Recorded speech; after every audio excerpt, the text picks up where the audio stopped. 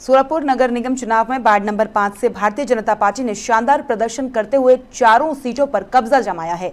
इस ward में NCP और कांग्रेस के beach सीधा मुकाबला था, लेकिन बीजेपी उम्मीदवारों ने दमदार जीत हासिल की। एनसीपी से 3 बार पार्षद रह चुके आनंद चंदन शेवे को बीजेपी उम्मीदवारों ने करीब 4000 वोटों से शिकस्त दी है, जिसे एनसीपी के लिए बड़ा झटका माना जा रहा है। वार्ड 5 से बीजेपी के 4 उम्मीदवार बिज्जू प्रधाने, साधन आवले, मंदाकरी टोडकरी और अलका भवर विजयी रहे।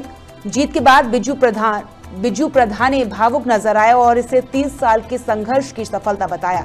इस नतीजे के बाद सोलापुर नगर निगम में बीजेपी की स्थिति और मजबूत हो गई है, जिसका असर आने वाले राजनीतिक समीकरणों पर पड़ने की संभावना है। सर्वप्रथम मी भारतीय जनता पक्षाचे आभार मानते की एवढ्या सगळ्या उमेदवारांमधून मला त्यांनी विश्वास ठेवून माझ्यावर मला तिकीट दिलं, त्याबद्दल खरंच मी त्यांचे धन्यवाद मानते। आणि समस्त प्रभाग 5 चे बाळेकरांचे मी नागरिकांचे मनापासून धन्यवाद मानते। त्यांनी माझ्यावर विश्वास ठेवून मला मतदान केलं आणि सर्वप्रथम माझे पॅनल प्रमुख अण्णा ताई असतील, ह्या सर्वांनी खूप मदत केली। एक मताने आम्ही सर्वांनी 4 मतं मागून भरघोस मतांनी विजय झालेत आणि सगळ्यात संघर्ष माझ्या पतीने केले। 15 ते 17 वर्ष झालं नगरसेवक होण्यासाठी त्यांनी खूप हे केले।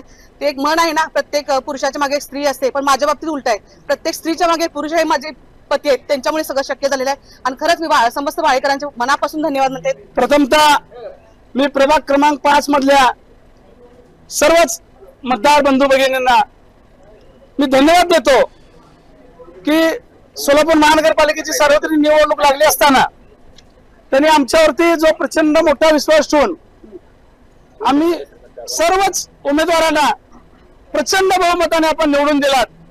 हा विजय आमच्या उमेदवाराचा नसून हा झालेला विजय सर्व मतदाराच्या चरणी मी नतमस्तक होऊन मी त्यांना हा माझा विजय त्यांच्या चरणी अर्पण करतो। त्याचबरोबर गेल्या 30 वर्षापासून मी जे राजकारणामध्ये काम करत होतो, परंतु मी 2012-17 ची निवडणूक पराभूत झालो, पण त्या काळापासून आज तक आहेत माझ्याबरोबर जी लोक होती, परंतु त्यातली काही लोक आहेत आज नाही आहेत, ज्यांना वाटत होतं की मी नगरसेवक व्हावा, त्यांनी जे केलं त्यांच्याच चरणी सुद्धा आजचा माझा विजय मी त्यांच्या चरणी अर्पण करतो।